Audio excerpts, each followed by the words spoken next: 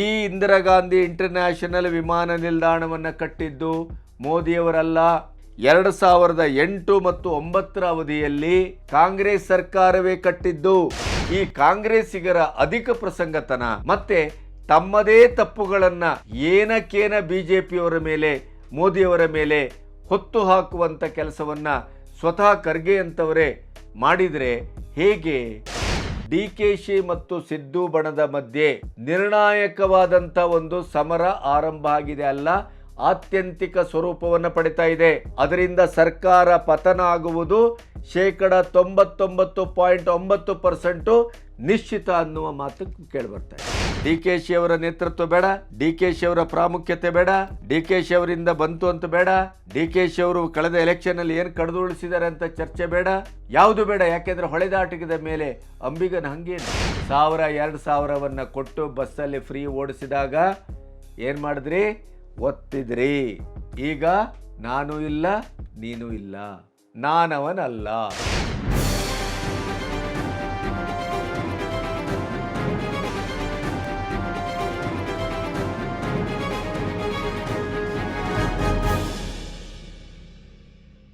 ನಮಸ್ತೆ, B Ganapati news ಚಾನಲ್ಗೆ ಸ್ವಾಗತ. ಸಿದ್ದು ಬಣ ಮತ್ತು ಡಿಕೆಶಿ ಬಣದ ಮಧ್ಯೆ ಒಟ್ಟು ವಿವಾದ ಮತ್ತು ಸಿಎಂ ಕುರ್ಚಿಯ ದಂಗಲ್, DCMನ ಪ್ರಶ್ನೆ ಅದು ಎಷ್ಟರ ಮಟ್ಟಿಗೆ ತಾರಕಕ್ಕೇರಿದೆ ಅಂತಂದರೆ ಸರ್ಕಾರ ಉಳಿಯುತ್ತಾ ಬೀಳುತ್ತಾ ಅನ್ನುವ ಪ್ರಶ್ನೆ ಬಹಳ ಮುಖ್ಯವಾಗಿ ಮುಂದೆ ಬಂದಿದೆ. ಇಂಥ ಪ್ರಶ್ನೆಯನ್ನು ನೀವು ನಿರೀಕ್ಷೆ ಮಾಡಲಿಕ್ಕೆ ಸಾಧ್ಯ ಇಲ್ಲ. 136 ಸೀಟಿದೆ, BJP 66 ಸೀಟು, ಅದರ ಜೊತೆಗೆ JDSನ ಕೊಯ್ಲೇಷನ್ನು. ಆದರೂ ಕೂಡ ಈ ಸರ್ಕಾರ ಹೇಗೆ ಬೀಳುತ್ತೆ ಅಂತ ನೀವು ಹೇಳ್ತೀರಿ ಅನ್ನುವ ಪ್ರಶ್ನೆಯನ್ನು ನೀವು ನನಗೆ ಕೇಳ್ತೀರಿ ಅಂತಲೂ ಗೊತ್ತು.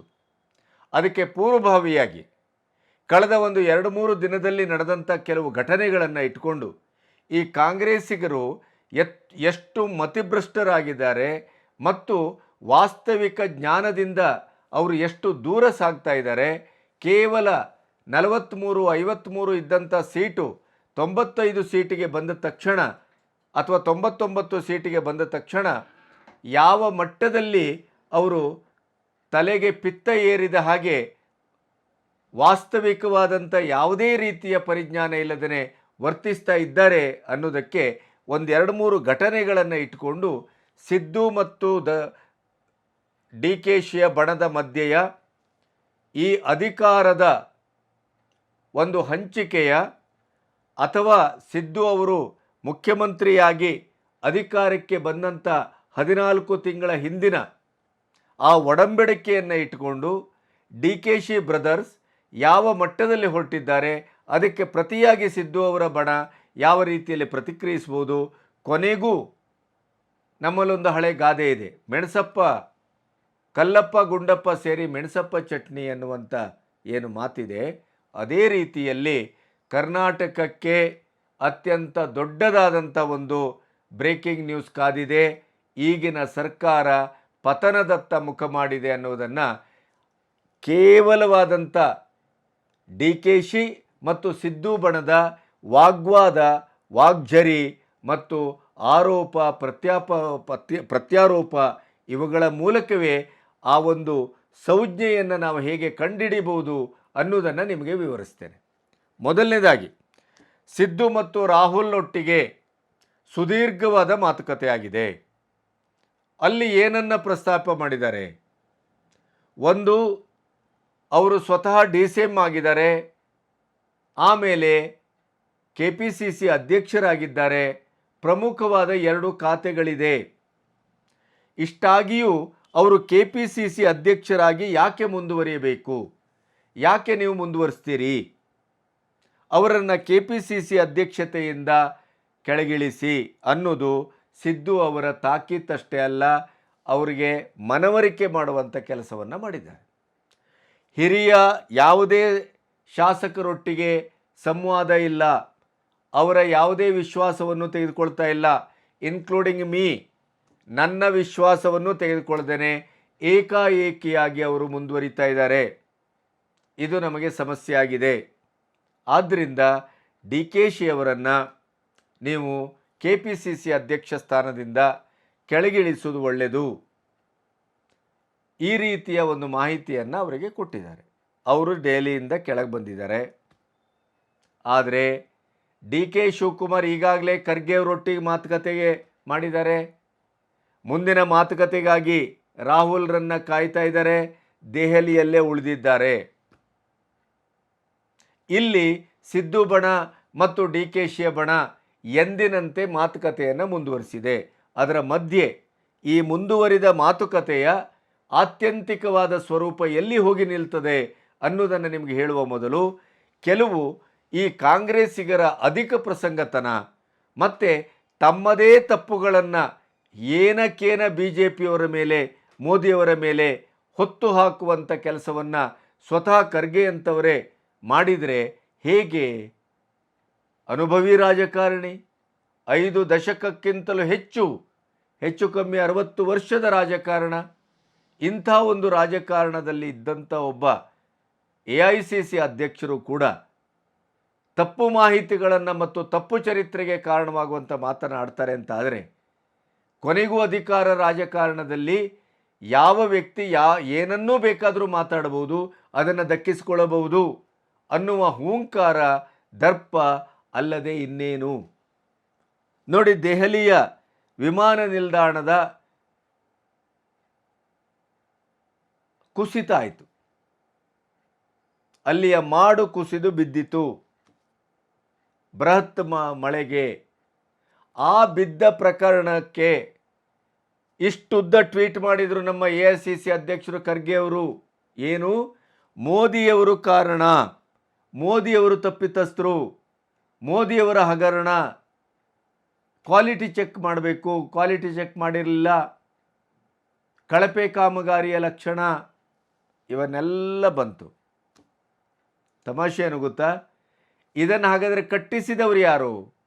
ಸಹಜವಾಗಿ ಜನರಲ್ಲಿ ಏನಿದೆ, ಮೋದಿಯವರ 10 ವರ್ಷದಲ್ಲಿ ಅತಿ ಹೆಚ್ಚು ವಿಮಾನ ನಿಲ್ದಾಣಗಳಾಗಿದ್ದಾವೆ, ಅತಿ ಹೆಚ್ಚು ರೈಲು ನಿಲ್ದಾಣಗಳು ಪರಿಷ್ಕರಣಗೊಂಡಿದ್ದಾವೆ, ಅಪ್ಗ್ರೇಡ್ ಆಗಿದ್ದಾವೆ, ಬಹಳಷ್ಟು ರೋಡ್ಗಳಾಗಿದ್ದಾವೆ.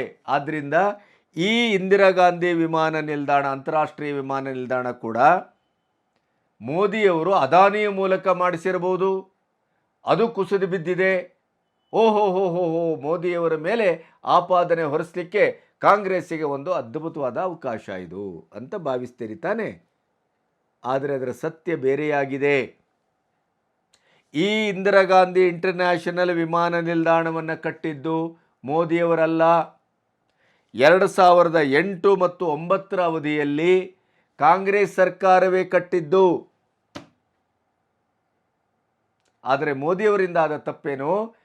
ಕಾಂಗ್ರೆಸ್ ಸರ್ಕಾರ ಮಾಡಿದಂಥ ಎಲ್ಲ ಕಾಮಗಾರಿಯು ಈ 75 ವರ್ಷದಲ್ಲಿ, ಅವರ 56-57 ವರ್ಷದ ಅವಧಿಯಲ್ಲಿ ಅವರ ಅಧಿಕಾರದಲ್ಲಿ ಅವರು ಮಾಡಿದಂಥ ಕಾಮಗಾರಿಗಳೆಲ್ಲವೂ ಕಳಪೆ ಅನ್ನೋದು ಬಹುತೇಕವಾಗಿ ಸಿಂಧು ಆಗಿದೆ. ಭ್ರಷ್ಟಾಚಾರ ಮೇರೆ ಮೀರಿದೆ, ಎಲ್ಲದರಲ್ಲೂ ಲಂಚ, ಎಲ್ಲದರಲ್ಲೂ ಕಮಿಷನ್ನು. ಆದರೂ ಕೂಡ ದೌರ್ಭಾಗ್ಯದ ಮಾತು ಅಂತಂದರೆ 23ರ ವಿಧಾನಸಭಾ ಚುನಾವಣೆಯಲ್ಲಿ ಈ ನಮ್ಮ ದರಿದ್ರ BJPಗರು ಕರ್ನಾಟಕದಲ್ಲಿ ಮಾಡಿದಂಥ ಸ್ವಜನ ಪಕ್ಷಪಾತ, ಭ್ರಷ್ಟಾಚಾರ, ನಿರ್ಲಕ್ಷ್ಯ, ಇವೆಲ್ಲದರ ಪರಿಣಾಮ ಏನಾಯಿತು? 40% ಕಮಿಷನ್ನು, ಪೇ CM ಅನ್ನುವಂಥ ಒಂದು ಘೋಷಣೆಯಲ್ಲಿ ಅವರು ಅಧಿಕಾರಕ್ಕೆ ಬರುವಂಥ ಒಂದು ವಿಪರ್ಯಾಸವನ್ನು ನಾವು ಕಂಡೆವು.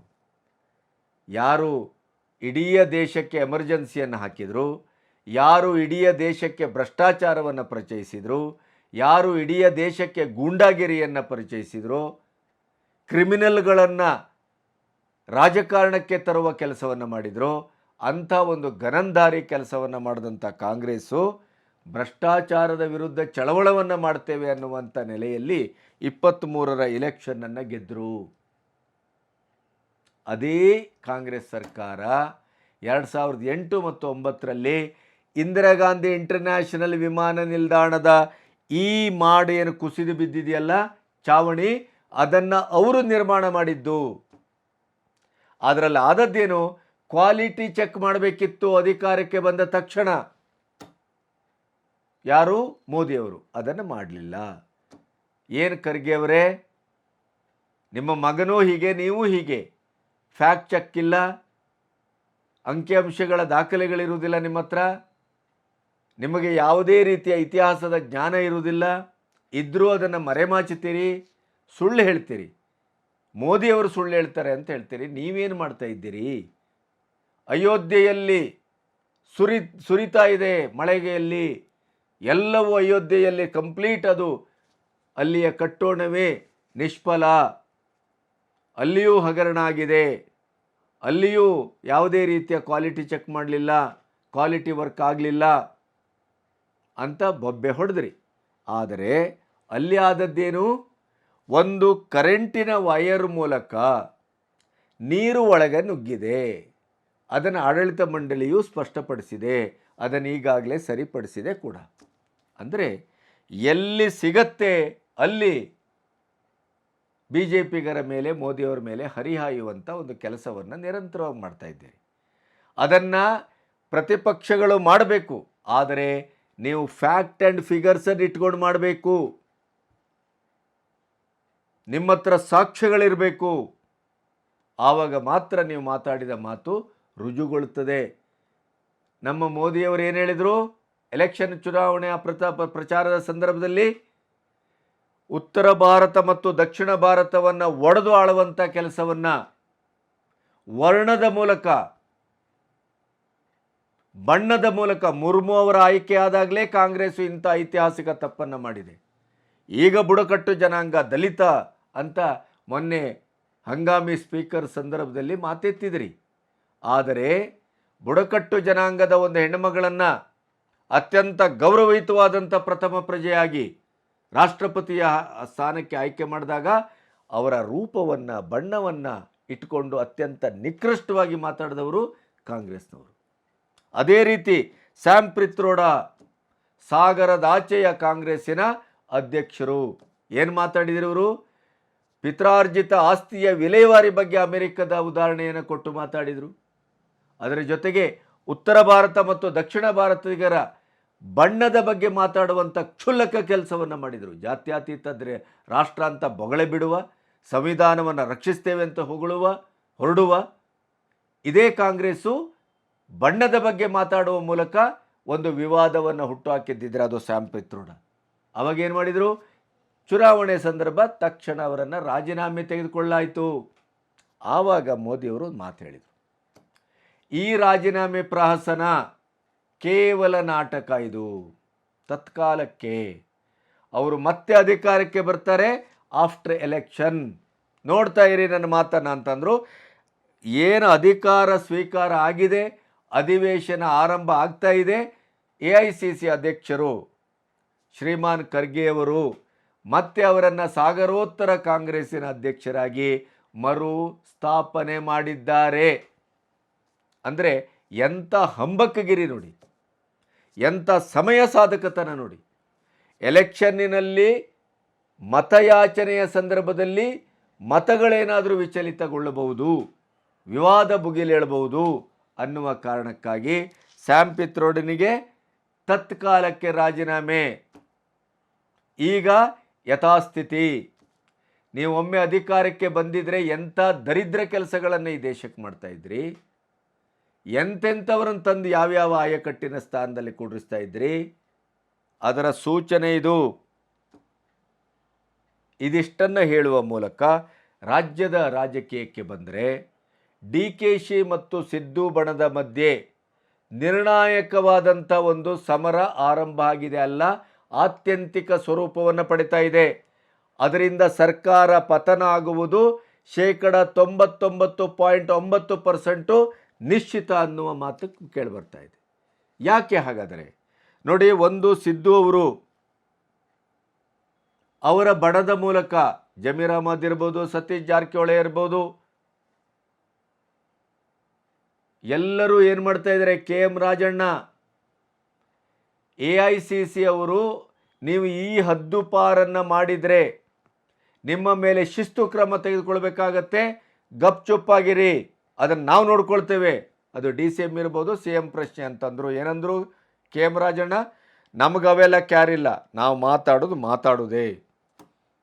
ಇಂಥ ಸಂದರ್ಭದಲ್ಲಿ ಸರ್ಕಾರದ ಪತನದ ಸೂಚನೆ ಅಂತ ನಾನು ಯಾಕೆ ಹೇಳ್ತಾ ಇದ್ದೇನೆ ಅಂತಂದರೆ, ಒಂದು ಕಡೆ ಡಿ ಕೆ ಶಿಯವರೇ ಕಾರಣವೇ?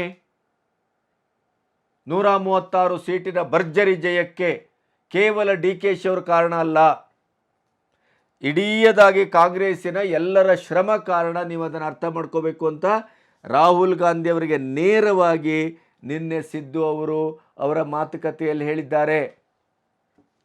ಅದರ ಜೊತೆಗೆ ಡಿ ಕೆ ಸುರೇಶ್ ಸೋತಿದ್ದರಿಂದ ಡಬಲ್ ಅಂಕಿ ಬರ್ತದೆ ಅಂತ ಡಬಲ್ ಡಿಜಿಟ್ಟು ಬರಲಿಲ್ಲ, ಸಿಂಗಲ್ ಅಂಕಿಗೆ ನಿಂತಿತು. ಇದೆಲ್ಲದಕ್ಕೂ ಡಿ ಕೆ ಶಿಯವರನ್ನೇ ಹೊಣೆಗಾರಿಕೆಯನ್ನು ಮಾಡುವ ಕೆಲಸವನ್ನು ಸಿದ್ದು ಬಣ ಭಾಳ ನೇರವಾಗಿ ಮಾಡ್ತಾ ಇದೆ. ಸಿ ಎಂ ಆಗಿ ಅವರು ಮತ್ತೆ ಆಯ್ಕೆ ಆಗಕೂಡದು, ಅವರು ಸಾರ್ವಜನಿಕ ಜೀವನದಲ್ಲಿ ಮಾಸ್ ಲೀಡರ್ ಅಲ್ಲ ಅನ್ನುವಂಥ ಮಾತನ್ನು ಸಿದ್ದು ಬಣದಿಂದ ಬರ್ತಾ ಇದೆ. ಇವೆಲ್ಲವನ್ನು ಗಮನಿಸಿದ ಡಿ ಕೆ ಸುರೇಶ್ ಏನು ಹೇಳಿದರು, 33 ಜನ ಏನೇ ಇದ್ದಾರಲ್ಲ ಸಂಪುಟದಲ್ಲಿ ಅವರೆಲ್ಲರನ್ನೂ ಡಿಸೆಮ್ ಮಾಡಿ ಅಂತಂದರು. ಆದರೆ ಈಗ ಒಂದು AICC ಅವರು ಖಡಕ್ಕಾಗಿ ವಾರ್ನಿಂಗ್ ಮಾಡಿದ್ದಾರೆ, ಶಿಸ್ತು ಕ್ರಮವನ್ನು ತೆಗೆದುಕೊಳ್ತೇವೆ, ಬಾಯಿಗೆ ಬಂದಾಗ ಮಾತಾಡಬೇಡಿ, ಇಂಟರ್ನಲ್ ಮ್ಯಾಟರು ಹೊರಗಡೆ ಚರ್ಚೆ ಮಾಡಬೇಡಿ, ಪತ್ರಿಕೆಯೊಟ್ಟಿಗೆ ಚರ್ಚೆ ಮಾಡಬೇಡಿ. ಅದನ್ನು ಸಿದ್ದು ಅವರು ಹೇಳಿದ್ದಾರೆ. ಇಲ್ಲೆಲ್ಲ ಇದೇ ರೀತಿ DCM CM ಅದು ಇದು ಅಂತ ಚರ್ಚೆ ಆದರೆ ಆರ್ಥಿಕವಾದಂಥ ಶಕ್ತಿ ಇಲ್ಲ, ಖಜಾನೆಯಲ್ಲಿ ಹಣ ಇಲ್ಲ. ವಾಲ್ಮೀಕಿ ನಿಗಮದ್ದು ಸಿಕ್ಕಾಪಟ್ಟೆ ತೀವ್ರವಾದಂಥ ಸ್ವರೂಪವನ್ನು ಪಡ್ಕೊಳ್ತಾ ಇದೆ.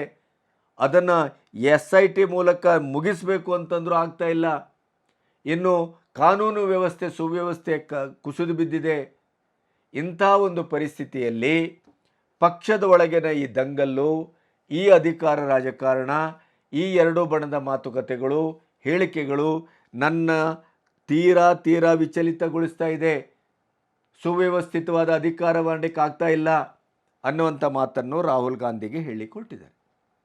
ಇದರ ಮಧ್ಯೆ ಡಿ ಕೆ ಶಿವಕುಮಾರ್ ತಮ್ಮ ಏನು ಹೇಳಿದರು, ಡಿ ಕೆ ಸುರೇಶ್, ನಿಮಗೆ ತಾಕತ್ತಿದ್ರೆ DCM ಆಗಿ CM ಆಗಿ ಏನು ಬೇಕಾದ್ರಾಗಿ ಚುನಾವಣೆಯನ್ನು ಎದುರಿಸಿ ಗೆದ್ದು ಬನ್ನಿ ಅಂತ ಒಂದು ಮಾತನ್ನು ಆಡಿದರು. ಇದರ ಅರ್ಥ ಏನು ಅಂದರೆ, ಡಿ ಕೆ ಶಿಯವರಿಂದಲೇ ಕಾಂಗ್ರೆಸ್ಸು ಗೆದ್ದದ್ದಲ್ಲ, ನೀವು ಹಾಗೆ ಭಾವಿಸಬೇಡಿ. ಅವರಿಗೆ 2 ಪ್ರಮುಖ ಖಾತೆಗಳು, DCM ಹುದ್ದೆ, KPCC ಅಧ್ಯಕ್ಷತೆ, ಇದೆಷ್ಟನ್ನು ಕೊಟ್ಟು ಅವರಿಗೆ ಯಾಕೆ ಇಷ್ಟು ಪ್ರಾಮುಖ್ಯತೆಯನ್ನು ಕೊಡ್ತೀರಿ? ರಾಹುಲ್ ಗಾಂಧಿಗೆ ಪ್ರಶ್ನೆ ಮಾಡಿದ್ದಾರಲ್ವಾ. ಇದು ಕಾದಿದ್ದು ಡಿ ಕೆ ಸುರೇಶಿಗೆ. ನಿಮಗೆ ತಾಕತ್ತಿದೆಯಾ? ಹೋಗಿ ಎಲೆಕ್ಷನ್ ಮಾಡಿ, ಸರ್ಕಾರವನ್ನು ವಿಸರ್ಜನೆ ಮಾಡಿ, ಮತ್ತೆ ಎಲೆಕ್ಷನ್ಗೆ ಹೋಗಿ ನಿಮ್ಮ ನೇತೃತ್ವದಲ್ಲಿ ಎಲೆಕ್ಷನನ್ನು ಗೆದ್ದು ಬನ್ನಿ. ಆವಾಗ DCM CM ಎಲ್ಲ ಪದವಿ ನಿಮ್ಮದೇ, ನಮ್ಮದಿಲ್ಲ. 136 ಸೀಟಲ್ಲಿ ಡಿ ಕೆ ಶಿವಕುಮಾರರ ಪಾತ್ರ ಏನು ಇಲ್ಲ ಅನ್ನೋ ಹಾಗೆ ವರ್ತಿಸ್ತಾ ಇದ್ದೀರಲ್ಲ. ಹಾಗಾದರೆ ನೀವು ಸರ್ಕಾರವನ್ನು ವಿಸರ್ಜನೆ ಮಾಡಿ ಮರು ಎಲೆಕ್ಷನ್ನಿಗೆ ಹೋಗಿ ಅಂತ ಹೇಳಿದರು. ಒಂದು ಚಾರಿತ್ರಿಕವಾದ ಉದಾಹರಣೆಯನ್ನು ಕೊಟ್ಟರು. ಭಾಳ ಅಪರೂಪಕ್ಕೆ ಡಿ ಕೆ ಸುರೇಶ್ ಅವರು ಭಾಳ ಸಂಯಮದಿಂದ ಮತ್ತು ಪರ್ಫೆಕ್ಟಾಗಿ ಮಾತಾಡಿದ್ದಾರೆ ಅಂತ ನಾನು ಭಾವಿಸ್ತೇನೆ. ಅವರು ಹೆಗಡೆಯವರ ಉದಾಹರಣೆ ಕೊಟ್ಟರು. 1983ರಲ್ಲಿ ಹೆಗಡೆಯವರು ಮುಖ್ಯಮಂತ್ರಿ ಆಗಿದ್ದರು ಕರ್ನಾಟಕದಲ್ಲಿ. ಆವಾಗಲೇ ಈ ಸಿಖ್ ಗಲಾಟೆಯ ಪರಿಣಾಮ, ಬ್ಲೂ ಸ್ಟಾರ್ ಕಾರ್ಯಾಚರಣೆಯ ಪರಿಣಾಮ, ಇಂದಿರಾ ಗಾಂಧಿ ಅಂಗರಕ್ಷಕರೇ ಇಂದಿರಾ ಗಾಂಧಿ ಮೇಲೆ ಗುಂಡಾರಿಸಿದರು. ಇಂದಿರಾ ಗಾಂಧಿ ಅವರು ಅಸುನೀಗಿದರು. ಆವಾಗ ಮತ್ತೆ ಎಲೆಕ್ಷನ್ ಆಯಿತು. ಇಡೀ ದೇಶದಲ್ಲಿ ನ ಭೂತೋ ನ ಭವಿಷ್ಯತಿ ಅನ್ನೋ ಹಾಗೆ ಅನುಕಂಪದ ಅಲೆಯಲ್ಲಿ ರಾಜೀವ್ ಗಾಂಧಿ ಆರಿಸಿ ಬಂದರು. ಆದರೆ ಕರ್ನಾಟಕದಲ್ಲೂ ಆ ಅಲೆ ಕೆಲಸ ಮಾಡಿತು. ಅತ್ಯಂತ ಹೆಚ್ಚು MP ಸೀಟು ಕಾಂಗ್ರೆಸ್ಸು ಆರಿಸಿಕೊಂಡಿತು. ಇದನ್ನು ಗಮನಿಸಿದವರು ನಮ್ಮ ಹೆಗಡೆಯವರು ಏನು ಮಾಡಿದರು, 1983ರಲ್ಲಿ ವಿಧಾನಸಭೆಯನ್ನು ವಿಸರ್ಜನೆ ಮಾಡಿದರು. ಆಮೇಲೆ ಮತ್ತೆ ಎಲೆಕ್ಷನ್ಗೆ ಹೋದರು. ಎಲೆಕ್ಷನ್ಗೆ ಹೋಗಿ ಬಹುಮತದಿಂದ ಗೆದ್ದು ಬಂದರು. ಅದು ಹೆಗಡೆಯವರ ತಾಕತ್ತು. ಹಾಗೆ ಮಾಡಿ ನೀವು ತಾಕತ್ತಿದ್ರೆ ಡಿ ಕೆ ಶಿಯವರ ನೇತೃತ್ವ ಬೇಡ, ಡಿ ಕೆ ಶಿ ಅವರ ಪ್ರಾಮುಖ್ಯತೆ ಬೇಡ, ಡಿ ಕೆ ಶಿ ಅವರಿಂದ ಬಂತು ಅಂತ ಬೇಡ, ಡಿ ಕೆ ಶಿ ಅವರು ಕಳೆದ ಎಲೆಕ್ಷನಲ್ಲಿ ಏನು ಕಡಿದುಳಿಸಿದ್ದಾರೆ ಅಂತ ಚರ್ಚೆ ಬೇಡ, ಯಾವುದು ಬೇಡ. ಯಾಕೆಂದರೆ ಹೊಳೆದಾಟಕದ ಮೇಲೆ ಅಂಬಿಗನ ಹಂಗೇನು. ಡಿ ಕೆ ಶಿ ಅವರ ಈ ಆಕ್ರೋಶಕ್ಕೆ ನಮ್ಮದು ದನಿ ಇದೆ. ಯಾಕೆಂತಂದರೆ 136 ಸೀಟಿನ ಮೂಲಕ BJPಯ ದೌರ್ಬಲ್ಯಗಳನ್ನು ಎನ್ಕೇಶ್ ಮಾಡುವ ಮೂಲಕ ಅತ್ಯಂತ ಅದ್ಭುತವಾದಂಥ ಪ್ರಚಾರ ಮತ್ತು ಗ್ಯಾರಂಟಿಗಳು ಇತ್ಯಾದಿಗಳು ಎಲ್ಲವನ್ನ ಕ್ರೋಢೀಕರಿಸಿ ಡಿ ಕೆ ಶಿ ಅವರ ನೇತೃತ್ವ ಮತ್ತು ಸಿದ್ದರಾಮಯ್ಯನವರ ಸಾತು. ಆದರೆ ಈ ನಿರ್ಣಾಯಕವಾದಂಥ ಅಭೂತಪೂರ್ವವಾದಂಥ ಗೆಲುವಿಗೆ ಡಿ ಕೆ ಶಿ ಅವರ ನೇತೃತ್ವ ಮತ್ತು ಶ್ರಮವೇ ಕಾರಣ. ಇದರ ಬಗ್ಗೆ ಎರಡು ಮಾತೇ ಇಲ್ಲ. ಆ ಕಾರಣದಿಂದಲೇ ಅವರು CM ಪಟ್ಟಕ್ಕೆ ಯೋಗ್ಯರು. ಇದನ್ನು ಸ್ವತಃ ಕಾಂಗ್ರೆಸ್ಸಿಗರು ಒಪ್ಪಲಿಕ್ಕೆ ಸಾಧ್ಯ ಇಲ್ಲ. ಇದು ದೌರ್ಭಾಗ್ಯ, ಇದು ದುರಂತ. ಈ ಕಾರಣಕ್ಕಾಗಿ ಸರ್ಕಾರ ಉರುಳುತ್ತದೆ. ಯಾಕೆಂದರೆ ಒಮ್ಮೆ CM ಆಗಿ ನೀವು ಡಿ ಕೆ ಶಿವಕುಮಾರ್ ಮಾಡಿದ್ರಿ ಅಂತ ಇಟ್ಕೊಳ್ಳಿ. ಸಿದ್ದು ಅವರು ಸುಮ್ಮನುಳಿತಾರೆ ಅಂತ ಭಾವಿಸಿದ್ರೇನು? ಸಿದ್ದು ಅವರ ಸ್ವಭಾವ ಅದೇನು? ಸಿದ್ದು ಅವರ ಒಳ ರಾಜಕೀಯದ ಪೆಟ್ಟು ನಮಗೆ ಗೊತ್ತಿಲ್ವೇ? ಅವರು ಖಂಡಿತವಾಗಿ CM ಆಗಿ ಪಟ್ಟ ಕೆಳಗಿಳಿಯುವಂಥ ಸಂದರ್ಭ ಬಂದರೆ ಯಾರು ಪಟ್ಟಕ್ಕೆ ಏರ್ತಾರೋ ಅವರ ಪಟ್ಟಕ್ಕೆ ಚಟ್ಟ ಕಟ್ಟುವ ಕೆಲಸವನ್ನು ಖಂಡಿತವಾಗಿ ಮಾಡ್ತಾರೆ. ಒಂದು ಪಾಯಿಂಟ್. ಸಪೋಸ್ ಈಗ ಲಿಂಗಾಯತ ಸಮುದಾಯದ ಸ್ವಾಮೀಜಿಗಳು ಎದ್ದು ಬಿದ್ದಿದ್ದಾರೆ, ಇನ್ನು ಒಕ್ಕಲಿಗ ಸ್ವಾಮೀಜಿಗಳು ಎದ್ದು ಬಿದ್ದಿದ್ದಾರೆ, ಕುರುಬ ಸ್ವಾಮೀಜಿಗಳ ಮಧ್ಯದಲ್ಲಿ ನಿಂತಿದ್ದಾರೆ. ಇಲ್ಲಿ ಹೈಕಮಾಂಡಿಗೆ ಸಿದ್ದು ಅವರು ಮನವರಿಕೆ ಮಾಡಿಕೊಡ್ತಾರೆ. ಈ ಎಲ್ಲ ಕಾರಣದಿಂದ ರಿಸ್ಕ್ ಫ್ಯಾಕ್ಟರ್ ಬೇಡ, ಇದ್ದದ್ದೇ ಮುಂದುವರಿಲಿ ಅಂಥೇಳಿ CM ಪಟ್ಟದಿಂದ ಡಿ ಕೆ ಶಿ ಅವರನ್ನು ದೂರ ಇಟ್ಟು ಅವರನ್ನು DCM ಆಗಿ ಮುಂದುವರಿಸಿ KPCC ಅಧ್ಯಕ್ಷತನದಿಂದ ಕೆಳಗಿಳಿಸಿದರೆ ಡಿ ಕೆ ಶಿ ಮತ್ತು ಡಿ ಕೆ ಸುರೇಶ್ ಮತ್ತು ಅವರ ಬಣ ಸುಮ್ಮನುಳಿತಾರೆಯೇ? ಇದು ಪ್ರಶ್ನೆ. ಯಾವುದೇ ರೀತಿಯ ನಿರ್ಣಯವನ್ನು ಅವಮಾನ ಆಗಿದೆ, ನಮ್ಮನ್ನು ನಿರ್ಲಕ್ಷ್ಯ ಮಾಡಲಾಗಿದೆ, ಉದ್ದೇಶಪೂರ್ವಕವಾಗಿ ನಮ್ಮನ್ನೇ ತುಳಿಯುವ ಕೆಲಸ ನಡೀತಾ ಇದೆ ಕಾಂಗ್ರೆಸ್ಸಿನ ಒಳಗೆ ಅನ್ನುವಂಥ ಒಂದು ಮನವರಿಕೆ ಆದಾಗ ಡಿ ಕೆ ಶಿ ಅವರ ಸ್ವಭಾವ, ಸುರೇಶ್ ಅವರ ಸ್ವಭಾವ, ಡಿ ಕೆ ಶಿ ಅವರ ಪೊಲಿಟಿಕಲ್ ಪವರ್ ಮತ್ತು ಅವರ ತಾಕತ್ತು ಇಷ್ಟೆಲ್ಲ ಇದ್ದೂ ಕೂಡ ತಾನೇ ಹೋರಾಡಿ ಗೆಲ್ಲಿಸಿಕೊಂಡ ಬಂದಂಥ ಈ ಪಕ್ಷದಲ್ಲಿ ನನಗೆ ಸ್ಥಾನಮಾನ ಗೌರವಕ್ಕೆ ಚ್ಯುತಿ ಬರುತ್ತೆ ಅಂತ ಆದರೆ ತಾನ್ಯಾಕೆ ಸುಮ್ಮನುಳಿಬೇಕು? ಈ ಪ್ರಶ್ನೆ ಶಿವಕುಮಾರನ್ನು ಕಾಡುವುದಿಲ್ವೇ? ಒಂದು ಕಡೆ ಸಿದ್ದು ಅವರು ಮುಂದುವರಿದ್ರು, ಡಿ ಕೆ ಶಿ ರೆಬೆಲ್ ಆಗ್ತಾರೆ. ಡಿ ಕೆ ಶಿ ಅವರು CM ಸ್ಥಾನಕ್ಕೆ ಬಂದರೆ ಇವರು ಒಳಗೊಳಗೆ ಗುಳಿಗೆ ಸಿದ್ಧ ಅನ್ನುವ ಹಾಗೆ ಇಡೀ ಸರ್ಕಾರವನ್ನು ಉರುಳಿಸುವ ಕೆಲಸವನ್ನು ಸಿದ್ದು ಅವರು ಮಾಡಿಯೇ ಸಿದ್ಧ. ಇದು ಇಲ್ಲಿವರೆಗಿನ ನಡಾವಳಿ. ಹಾಗಾಗಿ ಕರ್ನಾಟಕದಲ್ಲಿ ಈಗಾಗಲೇ ನೋಡಿ, ಉತ್ತರ ಕರ್ನಾಟಕದಲ್ಲಿ ನಿಮಗೆ ಸರಿಯಾದಂಥ ಸೀಟ್ ಕೊಟ್ಟಿಲ್ಲ, ಗ್ಯಾರಂಟಿ ವರ್ಕ್ ಆಗಿಲ್ಲ, ಜನ ಮತ ಹಾಕಿಲ್ಲ ಅನ್ನುವ ಕಾರಣಕ್ಕಾಗಿ ಅಲ್ಲಿ ಬರುವ ಎಲ್ಲ ಕಾರ್ಖಾನೆಗಳನ್ನು, ಅಲ್ಲಿ ಬರುವ ಬಂಡವಾಳಗಳನ್ನು ಸಂಪೂರ್ಣವಾಗಿ ಸರ್ಕಾರವೇ ನಿರ್ಲಕ್ಷ್ಯ ಮಾಡಿ ಅವರನ್ನು ಎನ್ಕರೇಜ್ ಮಾಡ್ತಾ ಇಲ್ಲ ಅಂಥೇಳಿ ಕೇಂದ್ರ ಸಚಿವ ಜೋಶಿ ಅವರು ವಾಗ್ದಾಳಿ ನಡೆಸಿದ್ದಾರೆ. ಅದರ ಜೊತೆಗೆ ಇನ್ನೇನಾಯಿತು, ಇಲ್ಲಿ ಬೆಂಗಳೂರು ಗ್ರಾಮಾಂತರದಲ್ಲಿ ನೀವು ಡಿ ಕೆ ಸುರೇಶ್ ಅವರನ್ನು ಗೆಲ್ಲಿಸಿದರೆ ನೆಲಮಂಗಲ, ದೇವನಹಳ್ಳಿ, ಕನಕಪುರ, ಹೊಸಕೋಟೆ ಈ ಭಾಗಕ್ಕೆ ಕಾವೇರಿ ನೀರನ್ನು ತರ್ತೇವೆ, ಇನ್ನು ಹೆಚ್ಚುವರಿ 6 TMC ನೀರನ್ನು ತರುವ ಮೂಲಕ ಬೆಂಗಳೂರಿನ ಉಪನಗರಕ್ಕೂ ಕೂಡ ನೀರು ಕೊಡ್ತೇವೆ ಅಂತ ಏನು ಡಿ ಕೆ ಶಿ ಅವರು ಆಶ್ವಾಸನೆ ಮಾಡಿದರು. ಮೌಖಿಕವಾದ ಆದೇಶವನ್ನು ನೀಡಲಾಗಿದೆ ಜಲಮಂಡಳಿಗೆ. ಈ ಎಲ್ಲ ಕೆಲಸಗಳನ್ನು ಬಂದ್ ಮಾಡಿ, ಯಾವುದೇ ನೀರು ಹರಿಸುವ, ನೀರು ಕೊಡುವ ಕೆಲಸವನ್ನು ಮಾಡಬೇಕಾಗಿಲ್ಲ. ಯಾಕೆ ಅಂದರೆ ನಮಗವರು ವೋಟ್ ಹಾಕಿಲ್ಲ. ಅಂದರೆ ದ್ವೇಷದ ರಾಜಕಾರಣ ಜನಸಾಮಾನ್ಯರ ಮಟ್ಟಕ್ಕೆ ಮುಟ್ಟಿತಾ ಇದೆ. ಸೆಮಿಕಂಡಕ್ಟರ್ ಪ್ರಶ್ನೆ ಏನು ಹೇಳಿದರು? ಗುಜರಾತಿಗೆ ಇವರು ಸಬ್ಸಿಡಿ ಕೊಡ್ತಾರೆ, ಗುಜರಾತಿಗೆ ಅದು ಮಾಡ್ತಾರೆ, ಗುಜರಾತಿಗೆ ಇದು ಮಾಡ್ತಾರೆ. ಆವಾಗ ಏನು ಹೇಳಿದರು ಡಿ ಕೆ ಶಿವಕುಮಾರ್? ನೀವು ಮೊದಲು ಹೇಳಿ, ನೀವು ಎಷ್ಟು ಇಲ್ಲಿ ಸಬ್ಸಿಡಿ ಕೊಡ್ತೀರಿ? ಅವರು 25% ಸಬ್ಸಿಡಿ ಕೊಡ್ತಾರೆ, ನೀವೇನು ಕೊಡ್ತೀರಿ? ಅದನ್ನು ಸ್ಪಷ್ಟ ಮಾಡಿ ನಿಮಗೆಲ್ಲವನ್ನು ಕೊಡಲಾಗ್ತದೆ ಅಂತ. ಆದರೆ ಈಗ ಏನಾಗ್ತಾ ಇದೆ, ರಾಜ್ಯಕ್ಕೆ ಬರ್ತಾ ಇರುವಂಥ ಬಂಡವಾಳ, ರಾಜ್ಯಕ್ಕೆ ಬರ್ತಾ ಇರುವಂಥ ಹೊಸ ಹೊಸ ಕಂಪನಿಗಳು, ಅದರಲ್ಲೂ ಉತ್ತರ ಕರ್ನಾಟಕಕ್ಕೆ ಅದನ್ನು ಸಂಪೂರ್ಣವಾಗಿ ಒದ್ದೋಡಿಸುವ ಕೆಲಸವನ್ನು ಮಾಡಲಾಗ್ತಾ ಇದೆ. ಜನರಿಗೆ ಬರೆ ಹಾಕುವ ಕೆಲಸ, ಜನರೊಟ್ಟಿಗೆ ದ್ವೇಷದ ರಾಜಕಾರಣ. ಡಿ ಕೆ ಶಿಯವರ ತಮ್ಮ ಸೋತ ಕಾರಣಕ್ಕಾಗಿ ಬೆಂಗಳೂರು ಗ್ರಾಮಾಂತರಕ್ಕೆ ಸಂಬಂಧಿಸಿದ ಹೊಸ ಹೊಸ ಆಶ್ವಾಸನೆಗಳನ್ನೇನು ಕೊಟ್ಟಿದ್ದೀರಿ ನೀವು ಕಾವೇರಿ ನೀರಿಗೆ ಸಂಬಂಧಪಟ್ಟು, ಅದು ಕೂಡ ಸ್ಥಗಿತಗೊಂಡಿದೆ. ಹಾಗಾದರೆ ಕರ್ನಾಟಕ ಏನಾಗ್ತಾ ಇದೆ? ಕರ್ನಾಟಕ ಎಂಥ ನಿಷ್ಪಾಪಿ ರಾಜ್ಯ ಅಂತ ಈಗ ನಿಮಗೆ ಅರ್ಥ ಆಗ್ತಾ ಇದೆಯಾ? 5 ಗ್ಯಾರಂಟಿ, ನಿನಗೂ ಫ್ರೀ ನನಗೂ ಫ್ರೀ, ಎಲ್ಲವೂ ಫ್ರೀ. 1000-2000 ಕೊಟ್ಟು ಬಸ್ಸಲ್ಲಿ ಫ್ರೀ ಓಡಿಸಿದಾಗ ಏನು ಮಾಡಿದ್ರಿ? ಒತ್ತಿದ್ರಿ. ಈಗ ನಾನು ಇಲ್ಲ ನೀನು ಇಲ್ಲ, ನಾನವನಲ್ಲ ಅನ್ನುವಂಥ ಸ್ಥಿತಿಗೆ ಕಾಂಗ್ರೆಸ್ ಬಂದು ನಿಂತಿದೆ. ಸರ್ಕಾರ ಸ್ಥಿರತೆಯೂ ಇಲ್ಲ, ಯಾವುದೇ ಅಭಿವೃದ್ಧಿ ಕಾರ್ಯಗಳಿಲ್ಲ, ಯಾವುದೇ ಅನುದಾನ ಇಲ್ಲ. ಕಾಂಗ್ರೆಸ್ಸಿನ ಒಳಗಡೆಗೆ ಗುಂಪು ರಾಜಕೀಯ, DCM CM ದಂಗಲ್ಲು.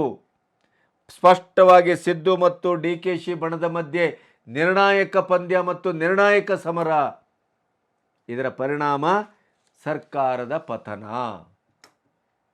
ಜನರಿಗೆ ಬೆಲೆ ಏರಿಕೆಯ ಬರೆ, ಸುಳ್ಳು ಆಶ್ವಾಸನೆ, ಎಲ್ಲವೂ ಭ್ರಮೆ, ಎಲ್ಲವೂ ಗೋವಿಂದ. ನಂಬಿ ಕುತ್ತಿಗೆ ಕೊಯ್ದಂಥ ಸರ್ಕಾರ ಏನಾದ್ರು ಇದ್ದರೆ ಅದು ಕಾಂಗ್ರೆಸ್ಸು. ನೇರ ನೀವು ನಾವು ಬಿಟ್ಟಿ ಭಾಗ್ಯವನ್ನು ಕೊಟ್ಟಿದ್ದೇವೆ, ನೀವು ನಮಗೆ ಲೋಕಸಭಾ ಚುನಾವಣೆಯಲ್ಲಿ ನೀವು ನಮಗೆ ಮತ ಹಾಕಿಲ್ಲ, ಆದ್ದರಿಂದ ನಿಮ್ಮನ್ನು ಸಂಪೂರ್ಣವಾಗಿ ನಿರ್ಲಕ್ಷ್ಯ ಮಾಡ್ತೇವೆ. ಪಾಳೆಗಾರಿ ವ್ಯವಸ್ಥೆ ಇದು, ಹಿಟ್ಲರ್ ವ್ಯವಸ್ಥೆ. ಮೋದಿಯವ್ರಿಗೆ ಹೇಳ್ತಾ ಇದ್ದೀರಲ್ಲ ನೀವು, ಖರ್ಗೆ ಅವರೇ, ಹಿಟ್ಲರ್ಗಿರಿ, ಸರ್ವಾಧಿಕಾರ. ಇಲ್ಲೇನಾಗ್ತಾ ಇದೆ ಕರ್ನಾಟಕದಲ್ಲಿ? ನೀವು ನಮ್ಮ ಬಿಟ್ಟಿ ಭಾಗ್ಯವನ್ನು ಕೊಟ್ಟಿದ್ದೇವೆ, ಆದರೆ ನೀವು ಓಟ್ ಹಾಕಿಲ್ಲ, ಆದ್ದರಿಂದ ಅನುಭವಿಸಿ ಅನ್ನುವಂಥ ಒಂದು ಹಿಟ್ಲರ್ಗಿರಿ ನಡೀತಾ ಇದೆ ಇಲ್ಲಿ. ಎಂಥ ಒಂದು ದುರಂತ ಇದು! ಕರ್ನಾಟಕಕ್ಕೆ ಇಂಥ ದುರಂತ 75 ವರ್ಷಗಳಲ್ಲಿ ಬಂದಿರಲಿಲ್ಲ. ಪ್ರಜಾತಂತ್ರದ ಸಂಪೂರ್ಣವಾದಂಥ ಅತಂತ್ರ, ಲೋಕತಂತ್ರದ ಅತಂತ್ರ ಸ್ಥಿತಿ. ಸಂವಿಧಾನ ಅಂತ ಹೇಳ್ತೀರಿ, ಓಟ್ ಹಾಕಿದರೆ ಮಾತ್ರ ಸಂವಿಧಾನನಾ? ಓಟ್ ಹಾಕದೇ ಇದ್ದರೆ ಸಂವಿಧಾನ ಇಲ್ಲ ನಿಮಗೆ.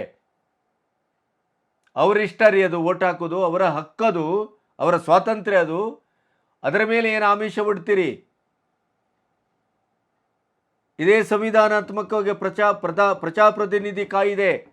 ಪ್ರಜಾಪ್ರತಿನಿಧಿ ಕಾಯ್ದೆಯ ಪ್ರಕಾರ 1950ರಲ್ಲಿ ಬಂದದ್ದು 126(1). ಆಮಿಷ ಮತ್ತು ಮತಕ್ಕಾಗಿ ಲಂಚ, ಅದು ಸಂವಿಧಾನ ವಿರೋಧಿ.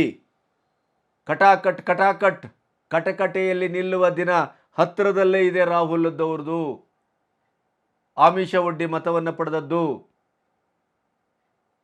ದೇಶ ವಿರೋಧಿಯಾಗಿ ಪ್ಯಾಲೆಸ್ತೀನಕ್ಕೆ ಜೈ ಅಂತ ಹೇಳಿದಂಥ ಮುಟ್ಟಾಳನನ್ನು ವಿರೋಧಿಸುವಂಥ ಆತ್ಮಶಕ್ತಿ ಇಲ್ಲ ನಿಮಗೆ, ದೇಶೀಯತೆ ಇಲ್ಲ, ದೇಶದ ಸಮಗ್ರತೆಯ ಬಗ್ಗೆ ನಂಬಿಕೆ ಇಲ್ಲ.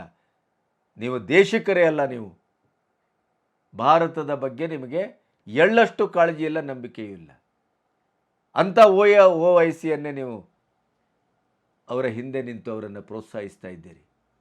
ಇಂಥ ಪಾಖಂಡಿಗಳು ಕರ್ನಾಟಕವನ್ನು ಸಂಪೂರ್ಣವಾಗಿ ಬರ್ಬಾದ್ ಮಾಡಿಬಿಟ್ರು. ಅತ್ಯಂತ ಖೇದಕರ ಇದು. ಅತ್ಯಂತ, ನಾವು ಯಾವುದೇ ತಪ್ಪು ಮಾಡದೇನೆ ಇಂಥ ಘೋರ ಒಂದು ಶಿಕ್ಷೆ ಇದೆಯಲ್ಲ, ಇದು ಈ ಕಾಂಗ್ರೆಸ್ ಸರ್ಕಾರಕ್ಕೆ ಒಡ್ಡಿದ್ದಕ್ಕಾಗಿ, ಮತವನ್ನು ಒತ್ತಿದ್ದಕ್ಕಾಗಿ, ಮತವನ್ನು ಕೊಟ್ಟಿದ್ದಕ್ಕಾಗಿ ಈ 6-7 ಕೋಟಿ ಜನ ಇವತ್ತು ಅನುಭವಿಸಬೇಕಾಗಿದೆ. ಅದರ ಮಧ್ಯೆ ಜಮೀರ್ ಅಹಮದ್ ಅಂತವರು ಖಂಡ್ರೆಯವರನ್ನು ಗೆಲ್ಲಿಸಿದ್ದು ಮುಸ್ಲಿಂ ಮತ, ಮತ್ತೆ ಅಲ್ಲಿ ಧರ್ಮದ ದಂಗಲ್ಲು, ಮತ್ತೆ ಅಲ್ಲಿ ಧಾರ್ಮಿಕವಾಗಿ ಒಡೆಯುವ ಕೆಲಸ. ಹಾಗಾಗಿ ಇಲ್ಲಿ ಕರ್ನಾಟಕ ಯಾವ ರೀತಿಯ ಪ್ರಕ್ಷುಬ್ಧಗೊಂಡಿದೆ ಅಂತಂದರೆ, ಎಷ್ಟೊತ್ತಿಗೂ ಸರ್ಕಾರ ಬೀಳ್ಬೋದು, ಎಷ್ಟೊತ್ತಿಗೂ ಇಲ್ಲಿ ಆಸ್ಫೋಟಗೊಳ್ಳಬಹುದು. ಅಂಥ ಒಂದು ನಿಗಿನಿಗೆಯ ಕೆಂಡವಾಗಿ ಕರ್ನಾಟಕ ಕಾಣಿಸ್ಕೊಳ್ತಾ ಇದೆ. ಅತ್ಯಂತ ದೌರ್ಭಾಗ್ಯ ಇದು. ನಮಸ್ತೆ.